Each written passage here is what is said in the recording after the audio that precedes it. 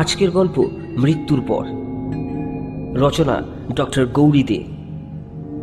গল্পটি প্রথম প্রকাশিত হয় শুকতারার শারদীয়া সংকলনে 1417 বঙ্গাব্দে, অর্থাৎ 2010 সালে। আজকের গল্পটি আমরা নিয়েছি শারদীয়া শুকতারা 1417 এই বইটি থেকে। প্রধান চরিত্রে দ্বিজেনবাবু ও জাগুয়া। বছরে একবার দ্বিজেনবাবু 7 দিনের জন্য কলকাতার বাইরে যাবেনি। প্রখ্যাত লেখক দ্বিজেনবাবুর সংসারে কোনো কিছুরই অভাব নেই। ছেলেমেয়েরা যথেষ্ট বড়, স্বাবলম্বী, স্ত্রী এখনো স্কুলে পড়ান। সুতরাং একলা পালিয়ে যাওয়ার ব্যাপারটা সবাই খুশি মনেই মেনে নিয়েছেন। 2-4খানা জামা কাপড় একটা কাঁধ ব্যাগে ঝুলিয়ে অল্প কিছু লেখার সরঞ্জাম নিয়ে একদিন দ্বিজেনবাবু ট্রেনে উঠে বসলেন।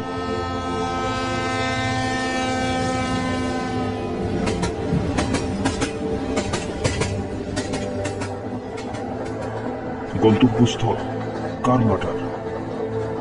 ভারী প্রিয় জায়গা তার। চতুর্দিকে গাছপালা, লাল মাটির রাস্তা, মহুয়া ফুলের গন্ধ, শালবন। নিরিবিলি শান্ত এমন মন জোড়ানো পরিবেশ তিনি কোথায় পাবেন? তাই তো গতকাল তিনি বন্ধু রাতুলের কাছ থেকে কারমাটারের বাড়ির চাবিটাও নিয়ে এসেছিলেন। কিন্তু একটা ব্যাপারে কেমন যেন খটকা লেগেছিল তার। চাবি দেওয়ার সময় রাতুল কেন বলল, একটু সাবধানে থাকিস। ও তো জানে ওখানে ওর বহু পুরনো মালি জগুয়া আর তার ছেলে লহুয়া আছে। তারা দ্বিজেনবাবুকে ঠিক রাতুলের মতোই ভালোবাসে, যত্ন করে। তবে এর আগে তো কখনো রাতুলকে তিনি এমন কথা বলতে শোনেননি। তবে ওখানে কি কোনো পলিটিক্যাল?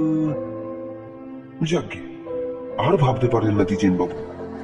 জানলার বাইরে চোখ রেখে দৃশ্য উপভোগ করার জন্য মানুষ সংযোগ করলেন। ট্রেন চলেছে যেন ঢিকির ঢিকির করে। পৌঁছতে যে সন্ধে হয়ে যাবে, এতে আর সন্দেহ কি?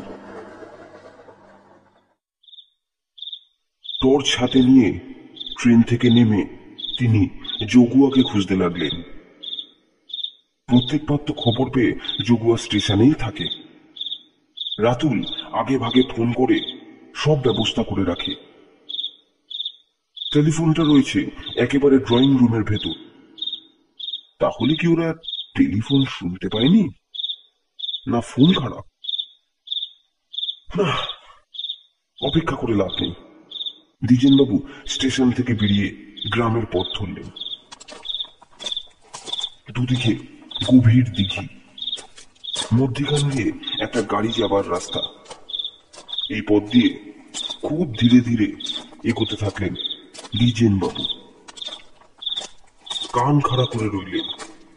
যদি টাঙার ঘর ঘর শব্দ আর ঘোড়ার খুঁড়ির শব্দ পাওয়া যায়। নিজের মনেই হাসলেন দ্বিজেনবাবু। জগুয়ার খুব শখ বাবুর বাড়ি একটা টাঙা থাকবে, আর সেই টাঙা চালাবে সে নিজে। রোজগারও হবে, ভালো লাগবে। তাই রাতুলের কাছ থেকে একটা পয়সা না চেয়ে সে টাঙা কেনার জন্য নিজেই বেশ কিছু জমিয়ে ফেলল। অন্য টাঙাওয়ালাদের কাছে খবর পেল একটা দারুণ ঘোড়া আছে, সাদা দুধের মতো রং, যেমন তেজি তেমনি সুন্দর। তবে টাকার অঙ্কটা বেশি। ঘোড়া দেখে মোহিত জগুয়া যা ছিল সর্বস্ব দিয়ে ঘোড়াটা কিনে ফেলল। হ্যাঁ, ঘোড়ার মতো ঘোড়া বটে। নিজের ছেলের মতো করে ঘোড়াটাকে সে যত্ন করতে লাগলো। কিন্তু টাঙা কেনার পয়সা কমে গেছে। তাই একজনের ফেলে দেওয়া একটা টাঙা খুব কম দামে কিনে সে টুকটাক সারিয়ে নিল। তার সঙ্গে নাম মিলিয়ে ঘোড়াটাকে সে ডাকত মনুয়া বলে। ভাঙা গাড়িটা কিনতে কিন্তু অনেকে ওকে বারণ করেছিল। সেবার যখন দ্বিজেনবাবু এলেন, যোগুয়া বলল, বাবু, টাঙা গাড়িটা কিনবো কিনা ভাবছি। দ্বিজেনবাবু হেসে বলেছিলেন, কেন রে, না কেনার কি হলো? সারাতে অনেক খরচ, তাই? না বাবু, ওই টাঙাটা একটা অভিশাপ আছে। অভিশাপ? হ্যাঁ বাবু, সাপ। ওই টাঙায় সরে মালিক তার ছেলে বউ নিয়ে স্টেশনে যাচ্ছিল। বর্ষাকাল, খুব বারিশ হচ্ছিল। স্টেশনের কাছে দিঘিতে স্লিপ করে গাড়িটা পড়ে যায়, 3 জনেই মারা যায়। তাই আমাকে অনেকে কিনতে বারণ করছে। দ্বিজেনবাবু বেশ জোরেই হেসে উঠলেন। এসব বিশ্বাস করিস তুই? ওদের ভাগ্যে ছিল তাই ঘটেছে, তার সঙ্গে তোর কি সম্পর্ক? যোগুয়া মাথা নেড়ে সাই দিয়ে বলে, ঠিক বলেছেন বাবু। ভাবতে ভাবতে তিনি কোন পথে চলে এসেছেন। দ্বিজেনবাবু দেখলেন চারদিক অন্ধকার কুপ কুপ করছে, পথটাও কোথায় হারিয়ে গেছে। এবার তিনি কি করবেন? রাত্রিরে ঝোপ জঙ্গলে সাপটাপ বেরোতে পারে, দাঁড়িয়ে তো আর থাকা যায় না। এগোবার জন্য পা তুলতেই টাঙার শব্দ আর ঘোড়ার ঘুরের শব্দ পেলেন। দূরে অন্ধকারের ভেতর একটা ঘন ছায়া ক্রমশ এগিয়ে আসতে লাগলো। দ্বিজেনবাবু অধীর অপেক্ষায় সেই দিকে তাকিয়ে রইলেন। মনে তো হচ্ছে একটা টাঙা আসছে। যাক, তাহলে তিনি এবার নিরাপদে রাতুলের বাগান বাড়ি মিত্র ভিলায় পৌঁছতে পারবেন। টাঙাটা এসে ঠিক দ্বিজেনবাবুর সামনেই দাঁড়ালো। টাঙাওয়ালা চাপা গলায় বলল, বাবু, আমি যোগুয়া, উঠে আসুন। যোগুয়া শুনে খুব নিশ্চিন্ত হলেন দ্বিজেনবাবু। অনুযোগের সুরে বললেন, তোকে না দেখে আমি ভাবলুম বুঝি কোনো খবর পাসনি। রাতুল তোদের ফোন করেনি? যোগুয়া তেমনি ফ্যাস ফ্যাসে গলায় বলল, আমি তো কোনো ফোন পাইনি বাবু। দ্বিজেনবাবু অবাক হয়ে বললেন, তাহলে তুই এদিকে এলি যে? যোগুয়া বলল, আমার মনে হলো আপনি আমাকে ডাকছেন, তাই চলে এলাম। দ্বিজেনবাবু কি বলতে যাচ্ছিলেন বলা হলো না। দেখলেন তিনি মিত্র ভিলার সামনে হাজির। কি করে হলো? তিনি কি তবে মিত্র ভিলার সামনেই ছিলেন? লাহুয়া লণ্ঠন নিয়ে এলো। দ্বিজেনবাবু সেই আলোয় যোগুয়ার দিকে তাকিয়ে অবাক হয়ে গেলেন। এ কোন যোগুয়াকে তিনি দেখছেন? 1 বছরে এত পরিবর্তন হতে পারে? প্রায় কঙ্কালসার, গলায় মোটা কাপড় বাঁধা, চুলগুলো সাদা সনের নুড়ি। দ্বিজেনবাবু লাহুয়ার দিকে তাকিয়ে বললেন, কিরে, খবর পাসনি? লাহুয়া দ্বিজেনবাবুর হাত থেকে কাঁধ ব্যাগটা নিয়ে বলল, চলুন বাবু, ঘরে চলুন। দ্বিজেনবাবু যোগুয়াকে কিছু বলার জন্য পিছু ফিরতেই দেখলেন ঘোড়া, গাড়ি, যোগুয়া কেউ কোথাও নেই। অবাক হলেন দ্বিজেনবাবু। নিমেষে গেল কোথায় যোগুয়া? একেবারে ঘোড়া সবসুদ্ধ হাওয়া।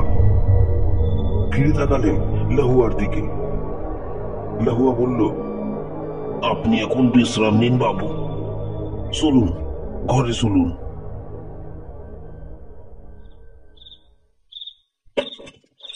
লণ্ঠনটা টেবিলের উপর রাখলো লাহুয়া। বলল, এখানে কোথায় কি ফল্ট হয়েছে?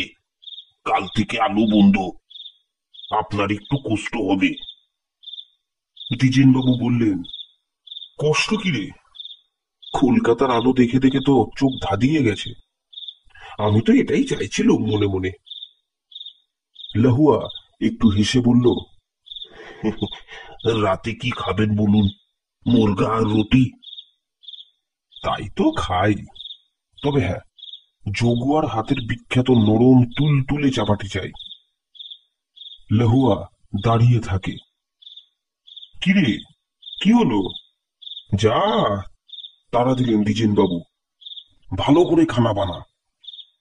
তবু দাঁড়িয়ে থাকে লহুয়া। কি হলো রে? আরে যা। লহুয়া কি বলতে যাচ্ছিল, জগুয়ার গলা শোনা গেল। এ লহু, বাবুকে চড় না, একটু সিরেন নিতে দে। লহুয়া তাড়াতাড়ি বলে ওঠে, হ্যাঁ বাবু, আপনি আপনি বিশ্রাম নিন। বলছি কি, মুরগা না পেলে? দ্বিজেন বাবু হেসে বললেন, কোই বাত নেই, ডাল চাপাটি হবে তো। সেই মুহূর্তে বাইরে ধপ করে কিছু ফেলার শব্দ হলো। লহুয়া বেরিয়ে আসতেই দ্বিজেন বাবুও কৌতূহলী হয়ে বেরিয়ে এলেন। দেখলেন একটা থলের মুখটা দড়ি দিয়ে বাঁধা, তার ভেতরে কিছু একটা নড়ছে আর কক কক করে ডাকছে। হেসে বললেন দ্বিজেন বাবু, নে, তোর ভাবতে ভাবতে জগুয়া কাজের কাজ করে দিল। মুরগি হাজির, এই জন্যই তো জগুয়া জগুয়া করি। বলতে বলতে দ্বিজেন বাবু নিজের ঘরে ঢুকে গেলেন। রাত ঠিক 9টায় বরাবর দ্বিজেন বাবু খান। ঠিক 9টা বাজতেই লহুয়া ঘরে ঢুকলো। বলল, বাবু, খাবার কি ঘরে দেব না এখানে? দ্বিজেন বাবুর ক্লান্তি লাগছিল। বললেন, এখানেই দে। পরম তৃপ্তি করে খেতে খেতে দ্বিজেন বাবু বললেন, আরে লহুয়া, জগুয়াকে তো দেখছি না। লহুয়ার ফ্যাকাশে মুখটা অন্ধকারে দ্বিজেন বাবুর চোখে পড়ল না। তিনি খাওয়া শেষ করে বললেন, জগুয়াকে বলিস আমি শুয়ে পড়ছি। লহুয়া বাসন নিয়ে চলে যেতে দরজায় ছিটকিনি লাগিয়ে দ্বিজেন বাবু শুয়ে পড়লেন। সঙ্গে সঙ্গে গাঢ় ঘুমে ডুবে গেলেন। কত রাতে কে জানে একটা অস্বস্তিতে ঘুমটা ভেঙে গেল। চোখ চেয়ে দেখলেন তার খাটের সামনে একটা ছায়া মূর্তি। দ্বিজেন বাবু সাহসী লোক, বললেন, কে?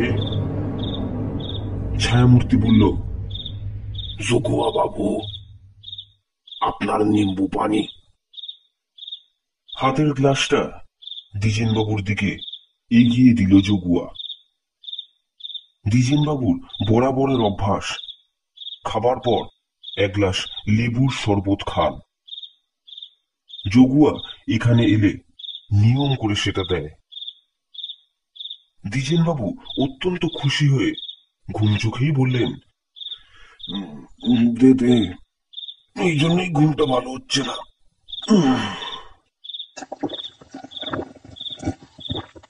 শরবত খেয়ে দ্বিজেন বাবু শুয়ে পড়লেন। পরদিন ভোরে দরজায় ছিটকিনি খুলতে গিয়ে থমকে গেলেন দ্বিজেন বাবু। দরজা তো তিনি বন্ধ করেই শুয়েছিলেন, তাহলে জগুয়া ঢুকলো কি করে? ভাবতে ভাবতে মর্নিং ওয়াকে বেরিয়ে পড়লেন তিনি। ভোরের হাওয়ার মিষ্টি গন্ধ, বিশুদ্ধ বাতাস, জোরে জোরে নিঃশ্বাস নিলেন দ্বিজেন বাবু।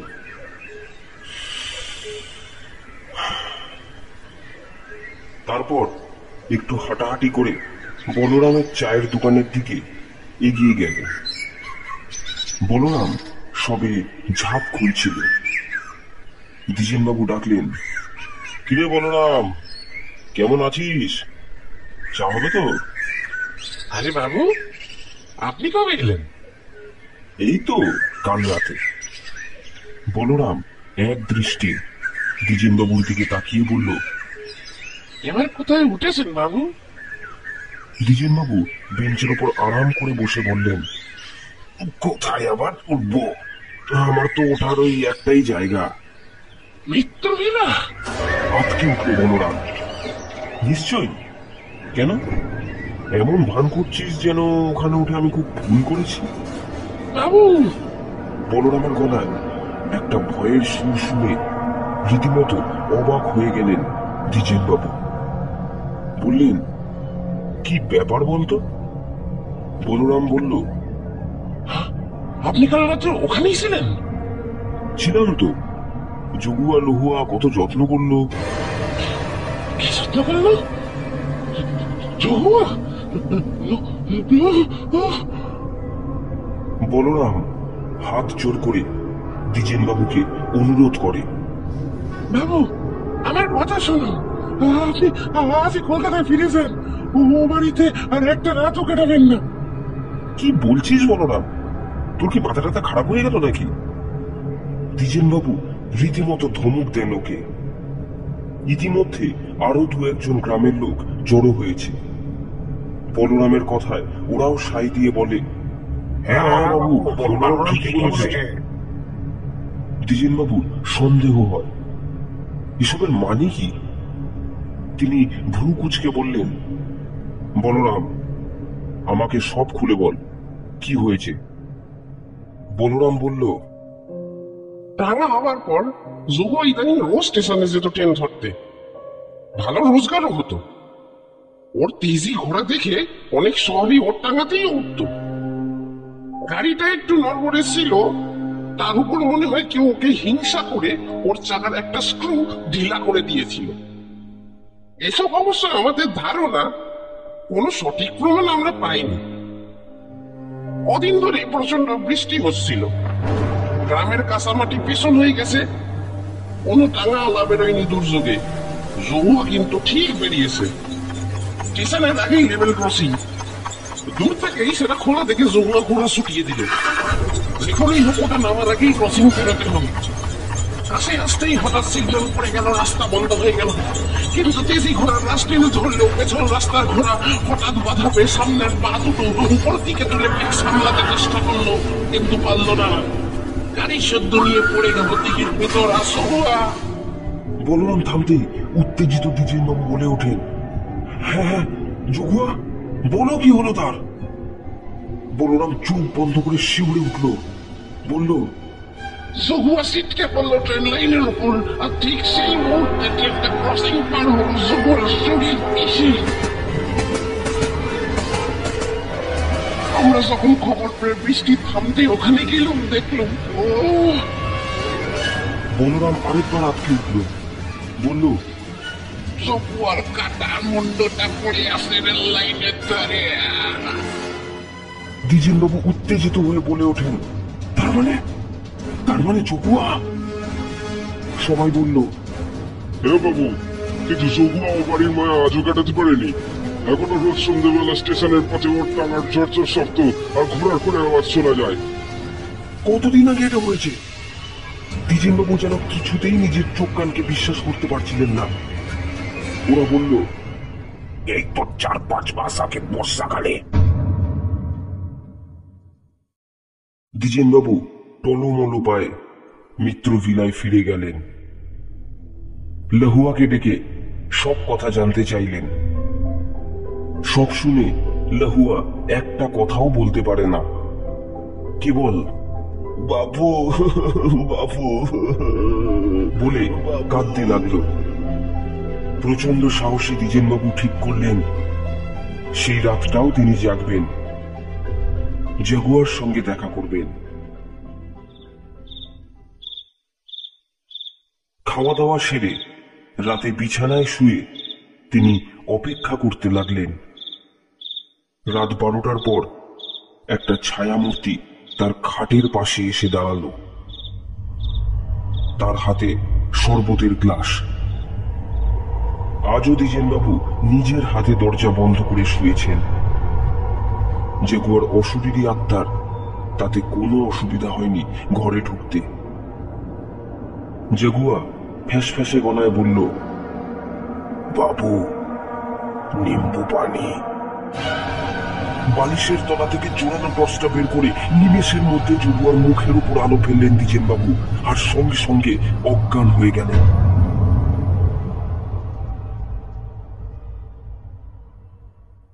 সকালবেলা জ্ঞান ফিরতে তিনি সোজা ট্রেন ধরে কলকাতায় ফিরে এলেন। কিন্তু রাতের সেই দৃশ্যটা মনে করে মাঝে মধ্যেই শিউরে উঠছেন। এ তিনি কি দেখলেন? জগুয়ার বিভৎস মুখ, চোখ দুটো ঠেলে বেরিয়ে এসছে, জিভটা কেটে ঝুলছে, আর শরীর থেকে মুন্ডুটা প্রায় 6 ইঞ্চি উপরে দুলছে। রাতুলের কাছে অভিযোগ করলেন দ্বিজেন বাবু, তুই যদি জানতিস তো বলিসনি কেন? রাতুল বাবু বললেন, আমি শুনেছি ব্যাপারটা, কিন্তু তোকে বলিনি, কারণ ব্যাপারটা কতটা সত্যি না গুজব সেটা আমার জানার দরকার ছিল। আমি জানি তুই কোনোদিনই ভূতে বিশ্বাস করিস না, আর তোর মতো সাহসী লোকের কাছে এসব আগে বললে তুই হেসে উড়িয়ে দিতিস। দ্বিজেন বাবু গম্ভীর হয়ে বললেন, বিশ্বাস কর রাতুল, আমি ওদের কথা বিশ্বাস করিনি বলেই সেই রাতে রয়ে গেলাম। নিজের চোখে না দেখলে আমি এসব বিশ্বাসই করতুম না। এও কি সম্ভব? মানুষ মৃত্যুর পর?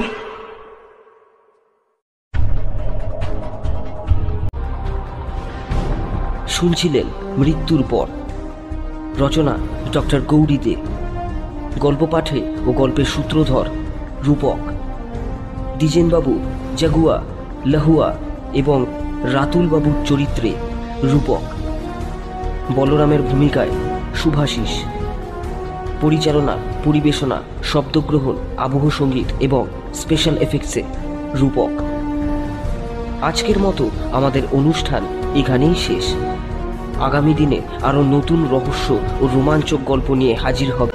সকল শ্রোতা বন্ধুদের জানাই আন্তরিক ধন্যবাদ এই নিবেদনে আমাদের সাথে থাকার জন্য।